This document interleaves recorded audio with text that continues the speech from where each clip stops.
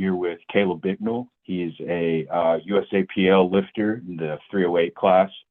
He's got best lifts of 750 squat, a 435 bench, and a 639 deadlift in competition for an 1825 total. He's the 2021 Junior Nats champion, the 2022 Collegiate Nats champion, the 2023 Junior Nats champion, and he took second at Collegiate Nationals in 2024. He's a coach, he's a YouTuber, and I look forward to picking his brain. Yeah, but before we get started, I mean, I kind of just had a question for you. Like what part of the United States are you from, man? I grew up in North Carolina, but I'm in Tallahassee now.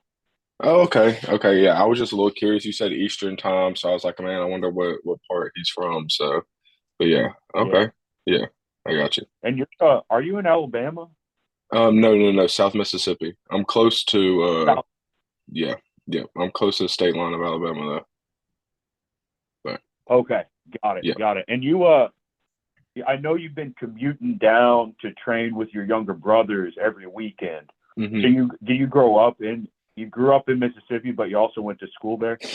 Okay, yeah. So yeah, me and my brother both went to the same high school. He graduated 5 years after I did. And then when I graduated college, I took a job about an hour from here. It's still South Mississippi, but it's closer to the Louisiana state line. Okay, So, I got yeah, it. yeah, Are you a strength coach up there? Are you working with the football team? yep, yep, Right. yep. So that's yeah. I'm obviously on top of being the strength coach. I also coach football and help with the powerlifting team too. So, but Oh, that's cool that they got a yeah, team. yeah. I mean, do they not? When you went to high school where you're at, is it not like normal for the high school to have powerlifting teams, or do you feel no? I not where I grew up. Um, Okay. Here, at least where I train now is real close to Florida State in Tallahassee, and they've got obviously a college team that's Yeah, competitive. yeah, A lot of good USPL lifters. yeah. We got Evan Hawk here, who's benched hmm like 205 in the 165 weight class, so like 450. Yeah, At 165, I think he's got the USAPL record, but there's yeah. some strong guys. Yeah. But yeah, yeah, over here, I think almost every high school in the state of Mississippi has a boys and almost a girl. Every team has a girls powerlifting team, but I mean, they all compete. Wow. So yeah, Yeah. but Yeah, I think Texas is probably like that too, except they're yeah, all equipped in Texas, right? yeah, yeah. So Texas is they're probably they're a lot bigger than we are with it, but they and they take it a little bit more serious because they are full equipped and at least have because I think in Mississippi we don't have sole positions for powerlifting coaching. Like you can't, from my knowledge of jobs that I've interviewed for, you can't just be the powerlifting coach. In Texas, I know you can. Um, so it's a little different, but you know, so. Yeah, yeah. So I guess you got started powerlifting in high school then.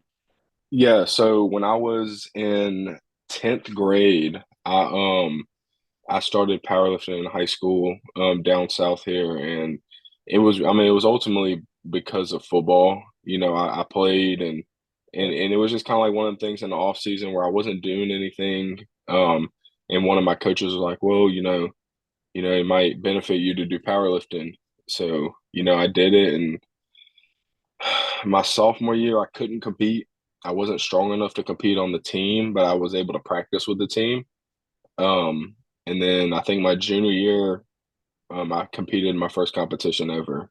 So, but What was your training like back then? I mean, obviously the high school coach had control, but what kind of set do you have?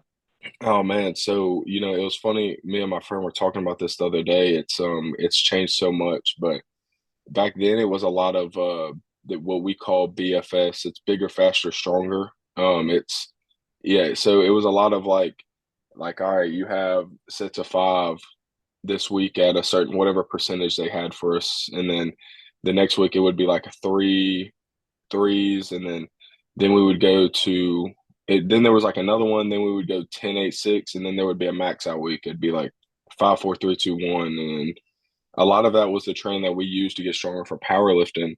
On top of the only thing different that for the powerlifters who were on the football team was occasionally on days that we didn't do football training, we would do accessory work, and that's where I learned a lot about how to deadlift and things like that to build my deadlift. Because mainly in football, it's squat, bench, and power clean. Yeah. Right.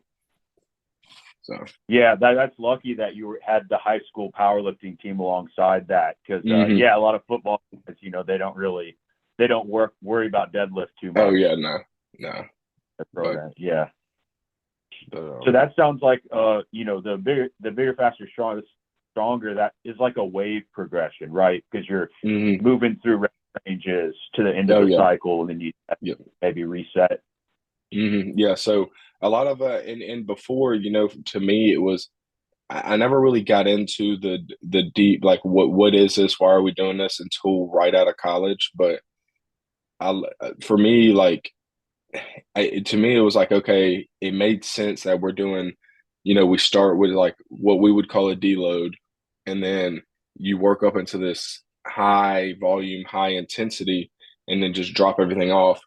But I think the biggest issue in football when we were doing that was your guys who would take off in that program and would get stronger usually would not find a way, but you usually would end up getting hurt. And I think a lot of that was because it's hard for coaches in football to, I guess, to kind of change or customize the programming for those kids who end up getting so far up above the rest of the team. And, I think you see it a lot today, and especially where I'm at in high school football, where guys will get hurt in that type of programming because that's all the coaches worry about. Like, okay, we're getting up to the super high percentage, and then a kid gets hurt. They either have lower back problems, hamstring problems, hip problems, and nobody's really doing anything to help it. So when I was getting out of high school, I had issues where I was like, man, dude, I don't want to lift no more because my lower back always hurts, my hips hurt, like, just those issues. But then that's where it kind of transitioned into the type of training, basically where I'm at now, but a lot of like studying and like figuring out why do powerlifters train like this. Yeah, it seems like you kind of run, and I'm just basing this off of your YouTube channel, which is great. I'm totally into it. I got one of those walk pads, so I do a little bit of cardio every morning, and I've got like a Yeah. playlist of just different lifting vlogs, and so I've been adding yours to that. So that's how I found you. Oh, But okay. Yeah. yeah. But my impression is you kind of have like primary, secondary squat day. I think you're deadlifting once a week, and you have hmm 3 bench days. Is that right? Spread Yep. across Yep. like 4 training days. Yep. Yep. So, obviously and I think it obviously differs the type of lifter you are, but obviously I'm a subtotal lifter. I'm not I wouldn't say I'm a great deadlifter, but so my week starts with it being my primary squat. That always starts my week. And on every time that I squat, I always try to do some type of bench. Um, I don't put 2 primary days on the same day in my off-season training. A lot of that's just to regulate how my body is gonna recover. And then with me pushing so much volume on my squat right now, it just doesn't make sense for me to turn around and also have to hit such an intense bench workout. But so it's primary, secondary, bench, and then I usually take a day between that, and then my next day is just a bench day. It's my primary bench, and then I do a deadlift day alone, and then my Saturday finishes off with my secondary. So I did want to ask. It looked like you're deadlifting on a Friday, doing your secondary squat on a Saturday. Is that how you got it set up? yeah, so it's changed a little bit over time. So I've had, it used to be on a Wednesday. My deadlift used to be on a Wednesday, but more recently I changed it back. We changed it back to a Friday because I also try to match up my split with my little brother. Obviously, we train. Um, obviously rep schemes and where we're at in training is always different, but I try to keep what we're doing similar. Um, he when we first started doing like training outside of football, and he was probably about a sophomore. Um, we only day we could deadlift together because again he was in football and they didn't deadlift would be on a Friday, when he would come home. And I think I got away from it because I don't really remember what the reason was for making deadlift on Wednesday, but I don't know if I like the benefit from it within the last 8 months of training. I would prefer my squat to be or my deadlift to be further out from my squat. So kind of like I moved it out here. Obviously I have the secondary squat, but my secondary squat is not is not intense enough for it to be affected. So That makes sense. Yeah, I think the TikTok kids would call it like a primer day. Like yeah, it's setting up then the prime yeah, we're the priming up, yeah. spot. Yeah. But yeah, so I a lot of and throughout the year I'm not always doing a secondary squat day. Some of it changes. I think more in the off season I am. Um, I think the reason why I really brought the secondary squat day back was because I started working my first job as a football coach this past fall, and it was really difficult to figure out the split and how I was going to train around football and practice and all those things that I had to do.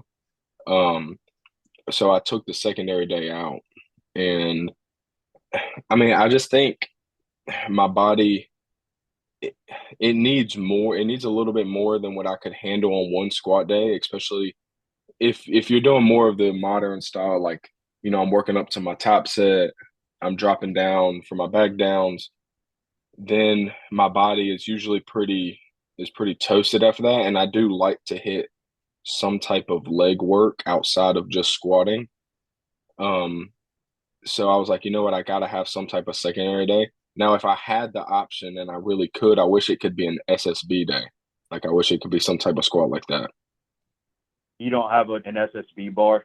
Oh No, man. and I Yeah, know that's if I it's because my elbows get real beat yeah, up from low yeah, bar, so I could do high bar, but I do SSBs after my deadlift, my primary deadlift. yeah, So and um, man, I wish I had one. There's not a gym around here that has an SSB, and I just like there's been one SSB I've used in my career, and I wish I could have it. It's the transformer bar from Kabuki.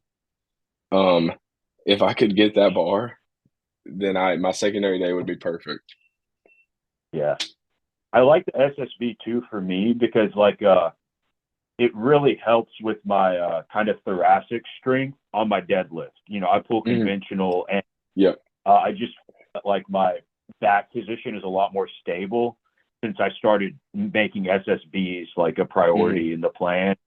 In addition to getting the extra quad work, and it kind of puts me in a high bar position. yeah, But I love that, man. and you can And take off the like JM skull crusher with it. yeah. Yeah, So, man, I remember when there was a period of time where we were at a gym and we went to Houston and we went to a powerlifting gym out there and they had all the SSBs. Like they had like three different ones. And I remember being like, man, dude, I see all these guys use SSB. I'm like, well, let me try it.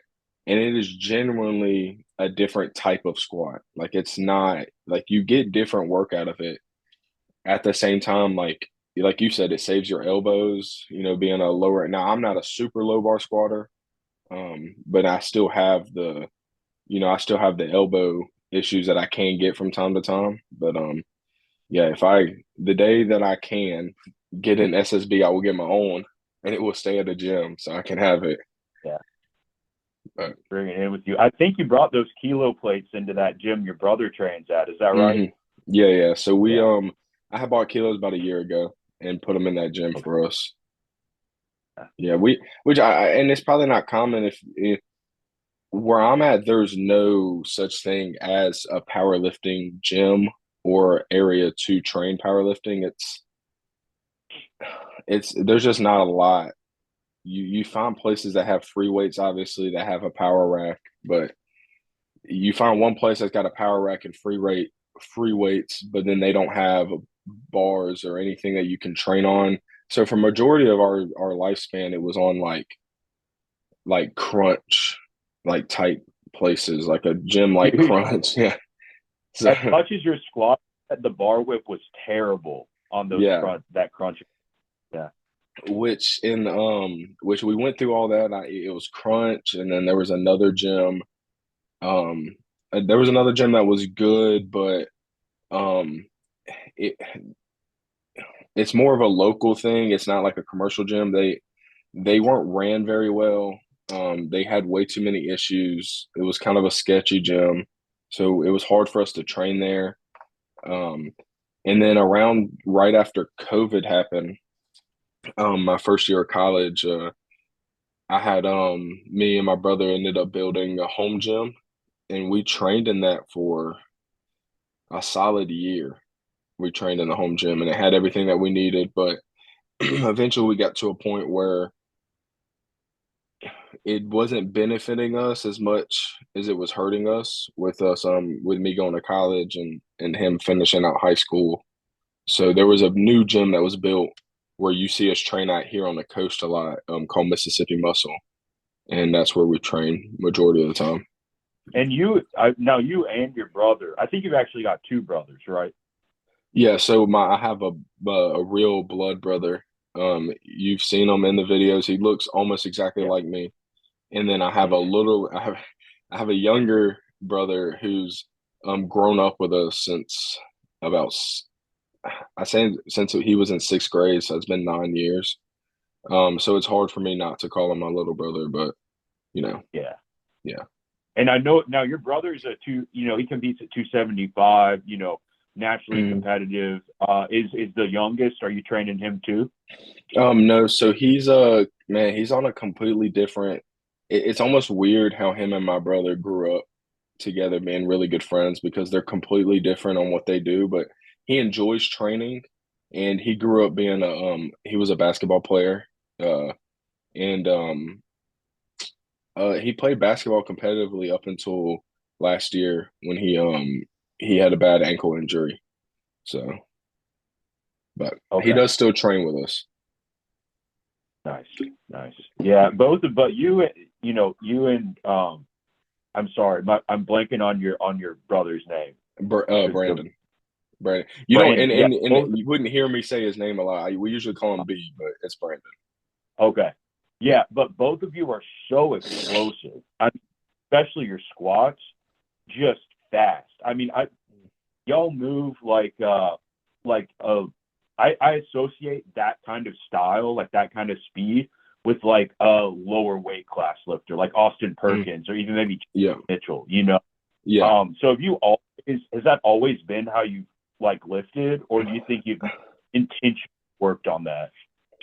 So there was a time. So when I was in high school, and started powerlifting, I had a coach. He was our defensive line coach. He had brought a guy in from the local area, who was a chiropractor. Now I had at the time I had no idea. I was like, he told us he was bringing a guy in. Well, this guy apparently had been powerlifting for over a decade. Um, so he would bring that guy in and he would help us. Well, he always told me the way that I was built, that if I would change the low bar, because I wasn't a low bar squatter at the time, he said if I would change the low bar and learn how to keep my spine in that like really neutral, like straight position, and keep from having any and I had a lot of struggles with it when I was younger, but any butt wink at the bottom, he always told me that I could use the momentum out of the hole to help me come up, like you're saying, like a lot of that explosiveness. But it was hard because my first 2 years of high school, I was in a squat suit majority of the time. Because Mississippi is kind of equipped, like you use a squat suit if you have it, you don't use a bench shirt. But I think that I wore a TRX, which is an Enzer squat suit, and I think that those 2 years of using it is what allowed me to build the confidence to really like drop and then explode back up. And then when I got out of it, the only issue with it, I built the confidence, but I built a lot of bad habits that I had to fix. So my squat is, I think 2021, the spring of 2021 was when I really solidified like this technique that I have right now. And you won junior nationals that spring, right? Yeah, so that spring I won my first, or yeah, it was collegiate nationals. I won my first collegiate nationals. Yeah, I said 2021. I meant to say 2022, but yeah, Okay.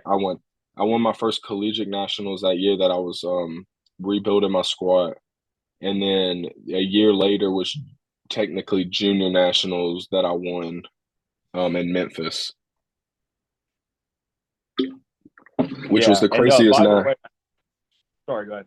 Man, no, you're good. I was just adding, which is the craziest national competition I was ever at, because I was the one with Austin Perkins like 850 or whatever, Rondell Hunt, um, the Ashton Rouska, Bob Matthews, and Keenan Lee, the 110 kilo battle. It was insane, but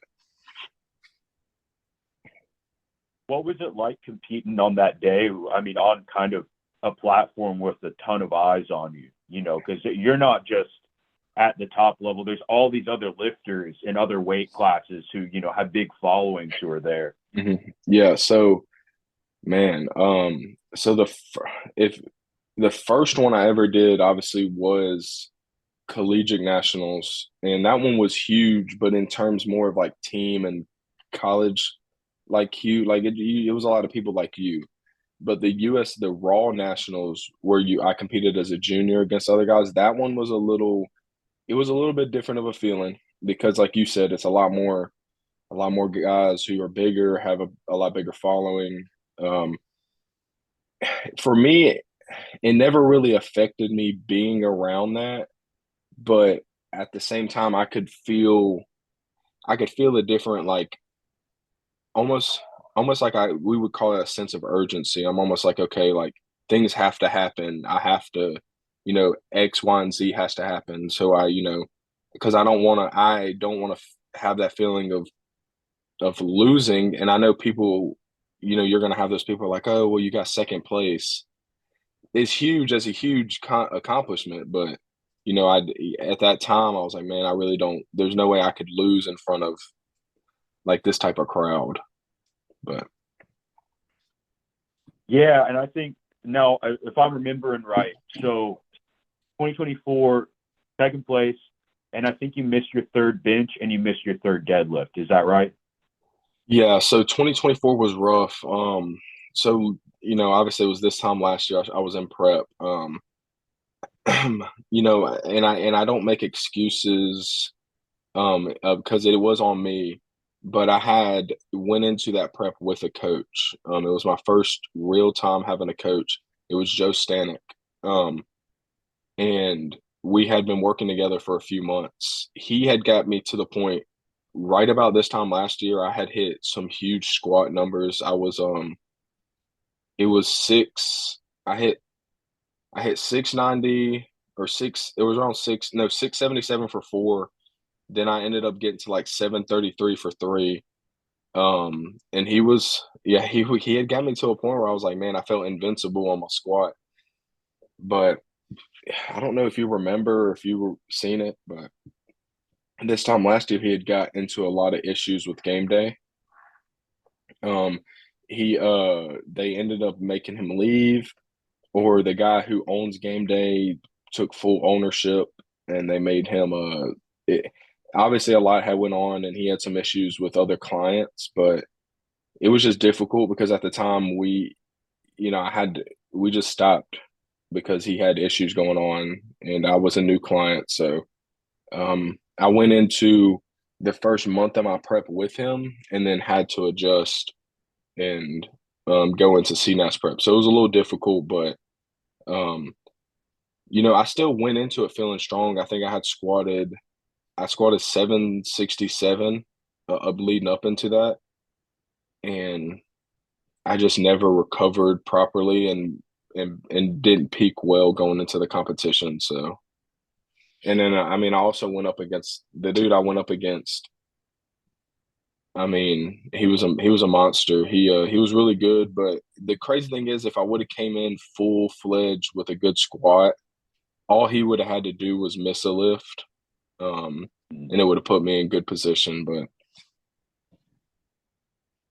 Do you think that you did you take away some lessons from that as far as like, how you structure your taper going forward to set you up to bring that best squat, for instance, on meet day?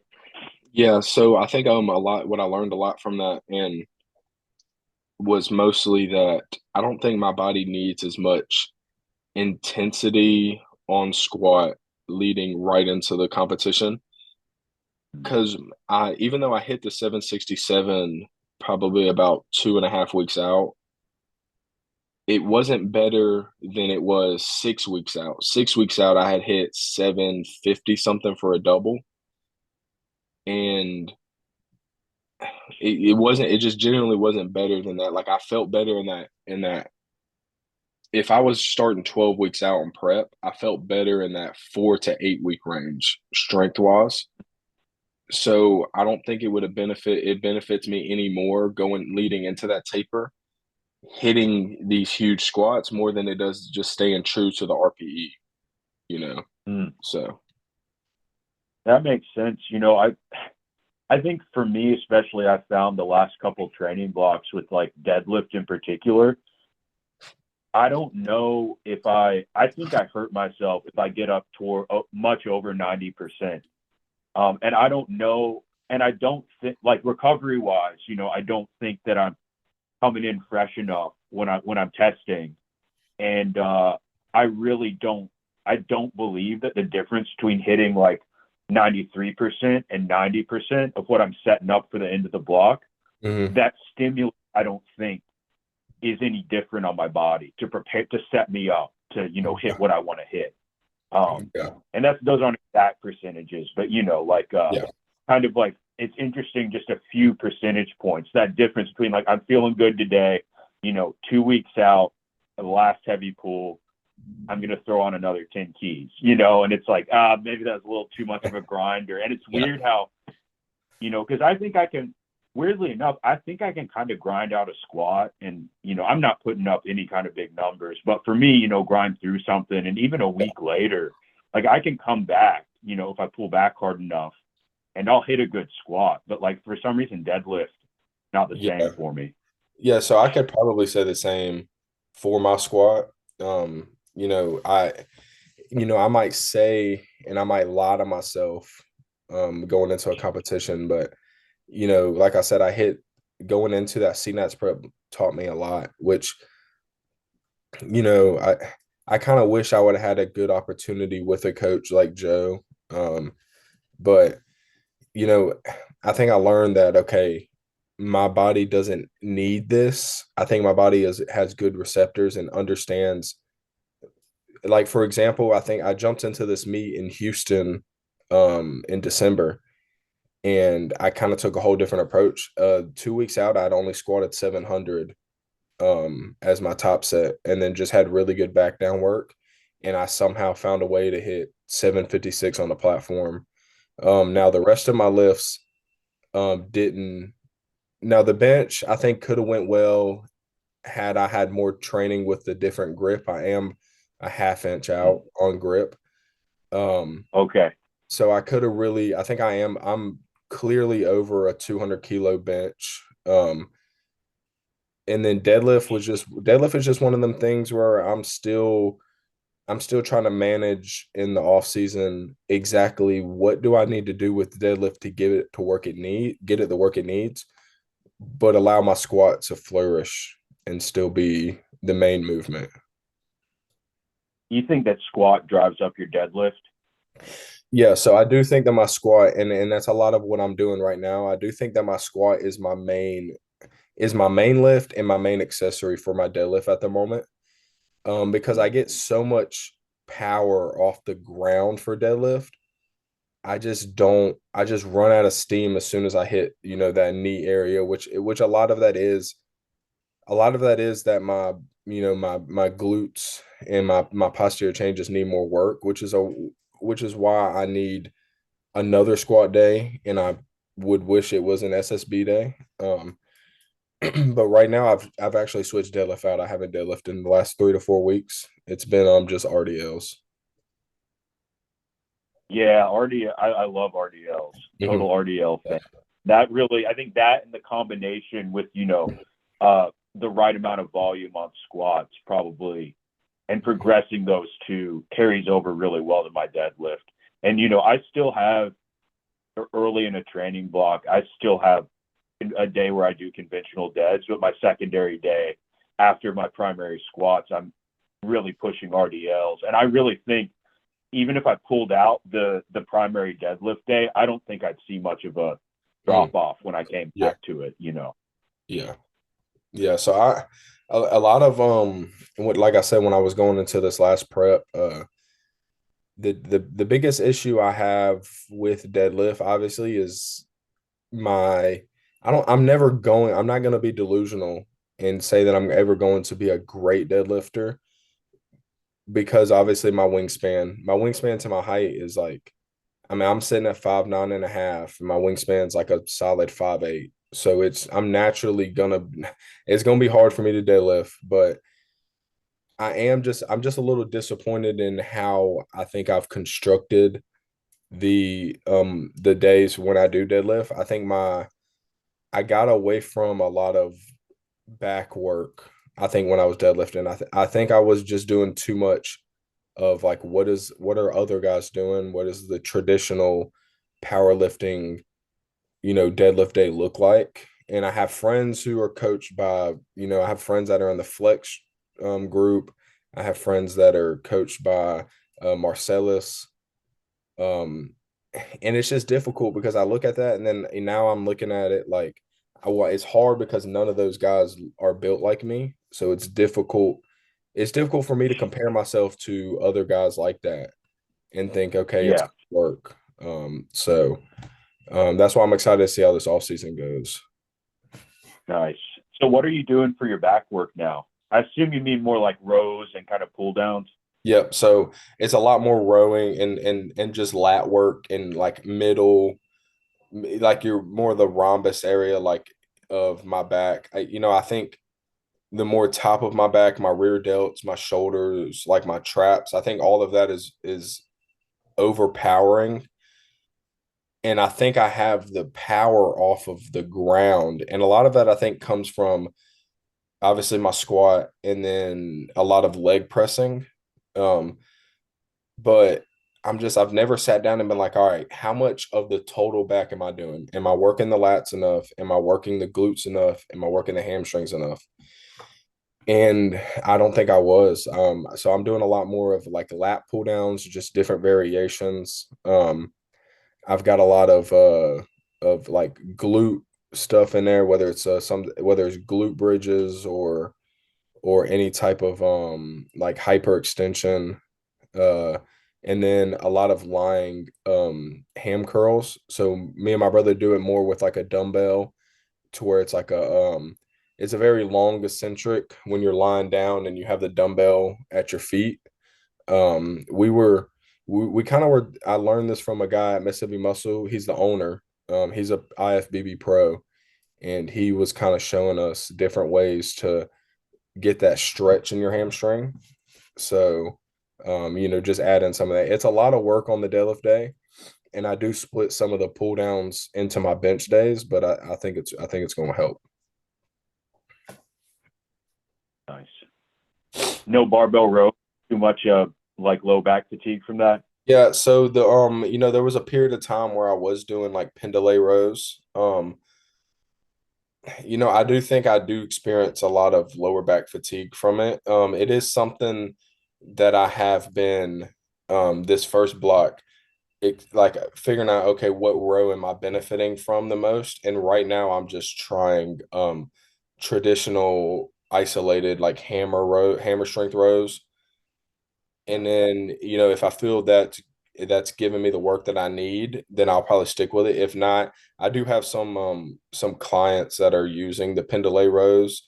Um, so I know for example, one of my athletes down here on the coast, he does pendlay rows after his deadlift, and he's a conventional puller. So a lot of it might just be, making sure I'm putting myself in good rep ranges and not, overdoing the row. So, but it's just something I've got to test out. Yeah. I think that like a barbell row, inlay row, however you want to do it, it's really fun. Mm, But I found for myself, just if I want to maximize my like volume on squats and deadlifts, mm. I can't, Yeah, snare that low back. And I'm just better off doing something chest supported if yeah, I'm rowing, or even full row. yeah. So, but yeah. But I mean, I've always, but now my brother, the weird thing is my brother never allowed me to take anything away from his deadlift day like back was. So my brother's always been huge. He enjoys training back. Um, and it's funny because I've watched his deadlift slowly catch mine as I've went in that progress. I've been like, man, dude, like, now that I look back at it, I'm like, and I can kind of compare me and my brother because I do, obviously we are similar builds, but I think he's changed.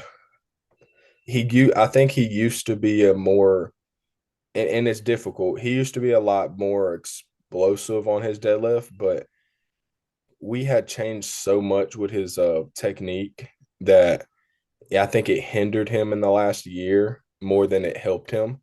But I think that benefited his squat so much, like the things that we were doing. He went from, I want to say he was like around 630, and now he's squatting 695. So it's been helping his squat a lot, but we just recently went back to changing. If you've seen my deadlift, it's a wider stance. Like I'm a lot wider out to the knurling, but he's a really close, like Rondell Hunt style deadlift, like feet a lot closer. So I don't think we're similar in that aspect. It's good to be able to step back and assess like that. I think it's hard when you're coaching yourself, but to be like, hey, this is working for him. You know, Yeah, I'm eking out, a couple of 2.5 keys every block, maybe. So yeah, what's different, right? And what do I need to implement instead of just kind of, well, I'm going to work harder at what I'm already doing, right? Like there's a yeah, hard cap to that. yeah, yeah. So, but and it is difficult. I kind of like what you said there, like just like try to fight it, like just work harder. Because I mean, you do hear guys say that, but I've learned, I do try to have obviously that more athlete mindset of it, like how I did in football, but it is hard to an extent. There has to be some type of training that is, it don't always have to be 100% the hardest thing that you do. It's more now, I think more once you get to a certain like point in your lifting career, it needs to be what benefits you the most in training. But like you said, a lot of it I think now is going to be, for my deadlift, is how well does the RDL transfer over, and I think it's doing really well right now. And then when I go into the next block, will be all right. Can I not rush this process and not set it up for failure later on? That makes sense. So best accessories right now in your mind for deadlift, talked about the RDLs, you talked about getting in more of that back work, especially the rowing stuff.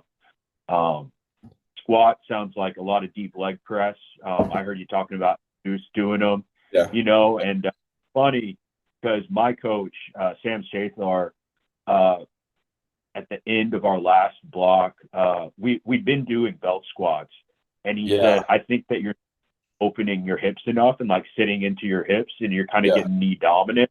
And he cited Jesus. He's like, you see the way that guy's doing leg press? Like we should try leg pressing like that. And it's weird. It actually helped yeah. me, open a little bit more, and sit Mhm. back a little better, even though it's messing up my quads at the same time. So I'm definitely on the leg press train now.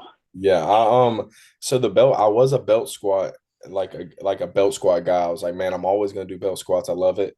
But the problem is it's hard to find the machine that's like right. Like I think there's good belt squats, and then I think that there's terrible belt squats. And it's just difficult. I think the best one I've ever used is the Pit Shark, and you're just not gonna find that belt squat where I'm at.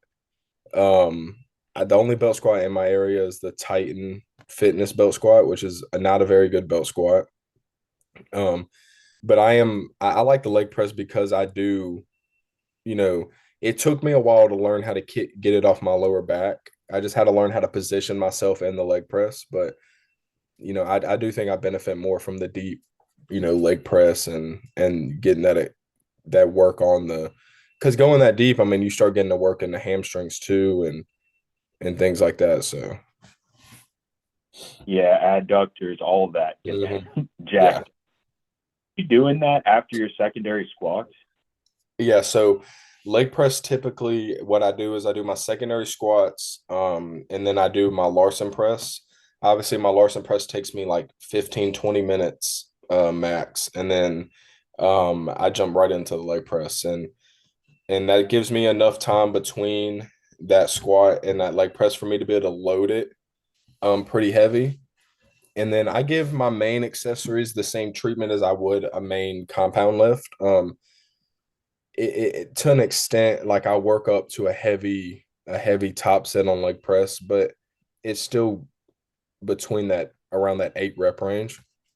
And then I bring it back down and usually work to that anywhere between 10 to 15. Got it. Yeah. So you like that top set back off structure. Hmm. Yeah. It's Yeah. appealing psychologically to that over the straight sets, I think. Yeah.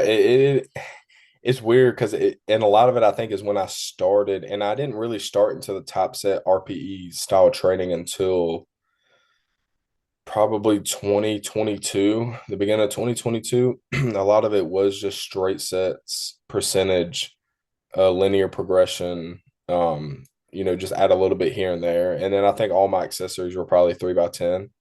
It was just all like, and then I really didn't know much about any different ways to train my accessories until, which even until I started with Joe a year ago, or I say a year ago, about October of 2024, no, 2023, October 2023.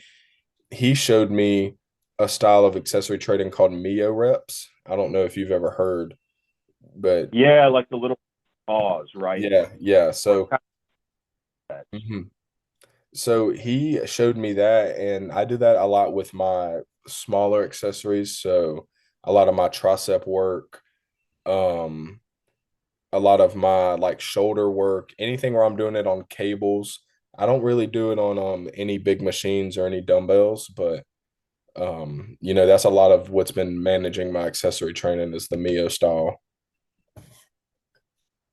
So you're doing because I've heard people have a couple different versions, but pretty much what I understand is you're doing 10 to 15 reps, getting right up to failure, resting for maybe 5 seconds.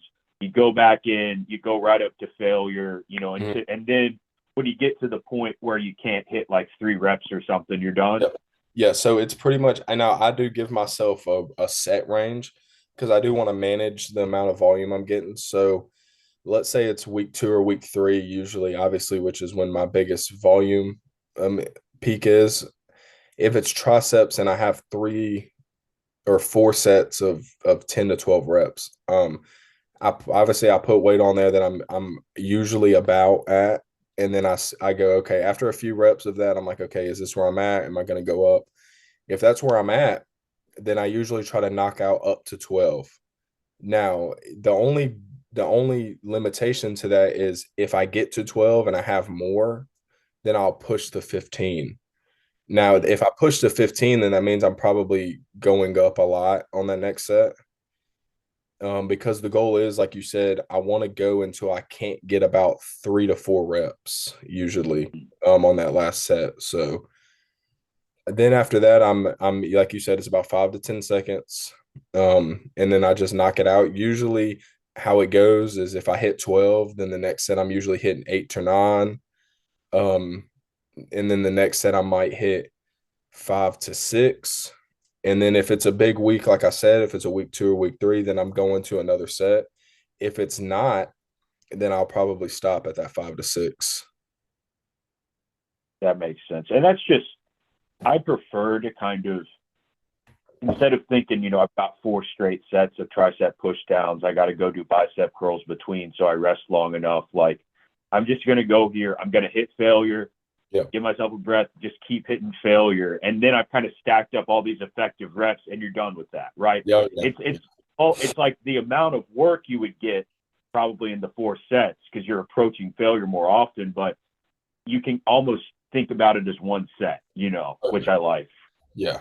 And a lot of it used to be, it was, I would have my main accessory movement and then I would go into these. A lot of the issues I had was I would go into a work accessory and it would be like, okay, I got 3 sets of 15 or 12 to 15.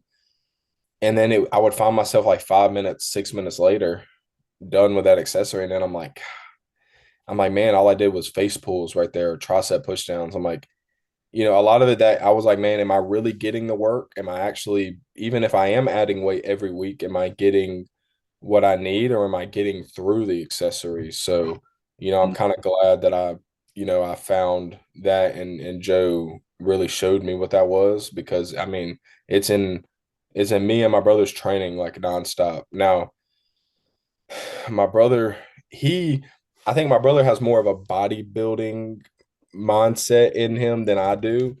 I've always been focused on just I want to be stronger. Now again, my brother Yeah. is 19, but he still likes the idea of like, man, I want to train arms or I want my chest to look good, which I think we all do a little bit, but you know, Sure. he'll get to the point in the off season. I'll have to hold him back in prep where he'll be like, no, I have another set. Like I can't, if we're doing incline press, he'll be like, no, I have to. He's like, that wasn't enough. So, but Yeah. Yeah, I think you can get away with a lot less than you feel like you can when you're in those final weeks just to hold on to what you have. mhm. It takes really little with the accessories to kind of maintain the muscle you built. But it's hard when you're in there to feel like, oh no, you're looking at your upper chest, like Yeah, got to do this extra set. yeah, But yeah. But yeah, especially with that age, when you're 19. oh yeah, yeah. But yeah, so Oh, I did want to ask you. So we kind of ran through your favorite accessories. You mentioned Larson press for bench, and earlier you said you widened your grip about half mhm. an inch. Do you think that maybe that contributed to that pec strain? Yeah, no, 100% it did. And I think a lot of that is why, okay, so majority of my powerlifting career, I was a closer grip. I was almost so close that when I would bench, you would see my fist like get down close to my chest. Like I was pretty close, like thumbs, like not even at the end of the knurling. They were touching the smooth. So it was Wow. really close. Um, it was almost kind of like an Ashton Rouska close grip bench. Like that's how I was going. So about a year and a half ago, I tried to move it out, and I don't know what happened. I did it, and then I was like, man, I don't like how this feels. I think a lot of it was because the setup was the same as my close grip. I didn't have I had my feet in the same place. Now my feet are a lot wider. The way I set Sure. up on the bench is a lot different. So around football season, the beginning of football season, so August, September is when I moved it out. But I never had enough intensity to to really train it hard and see if I was going to deal with any injuries, which the pec strain was minor. It was very minor. Mm. But I think the mistake I made is I trained with the same volume as I did with the close grip. And it obviously it ended up getting to this point where I did have the pec strain. So I've basically kind of just switched up the volume and the rep ranges that I'm using for it, to allow me to be able to still train.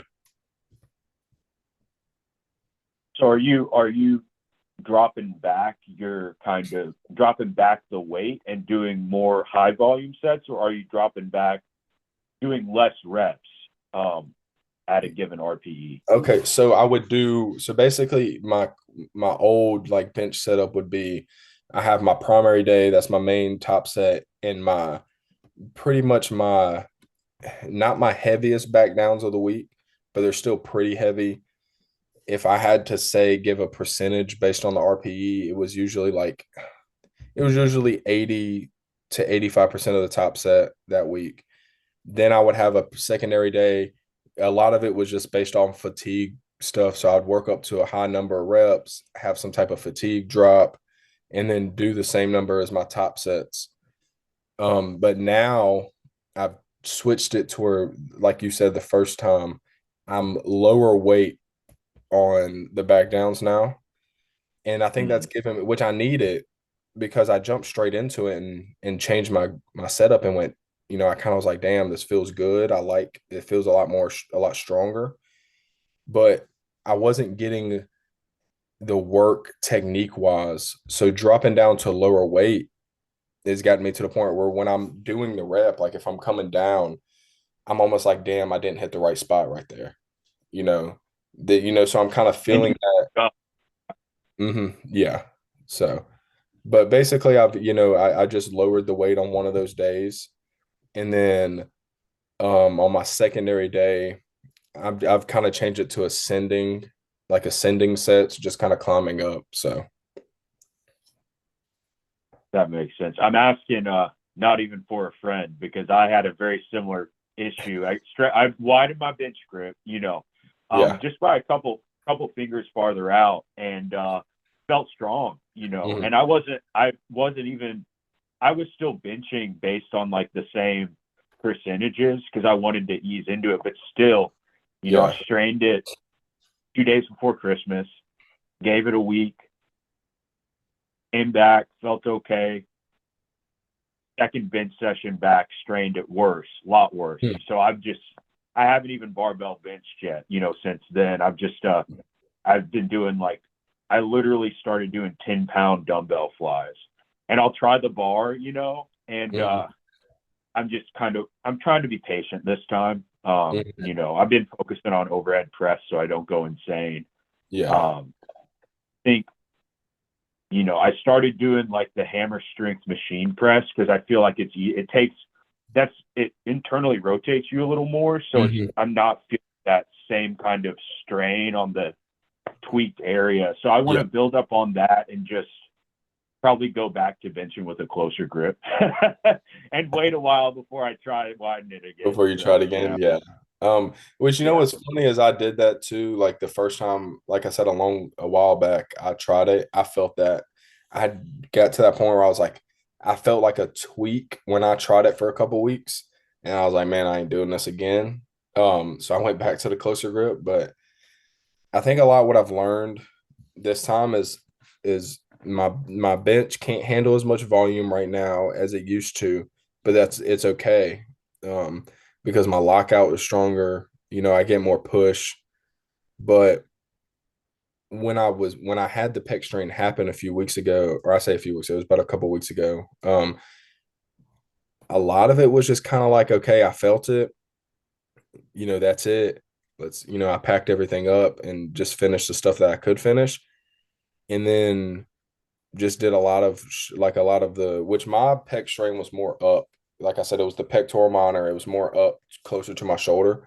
So I always start with the basics. I always start, okay, it's I assess what is the issue. Then I go into more of a stretch, like reflex type thing. So I'm kind of feeling where does it hurt the most? At what point does it hurt?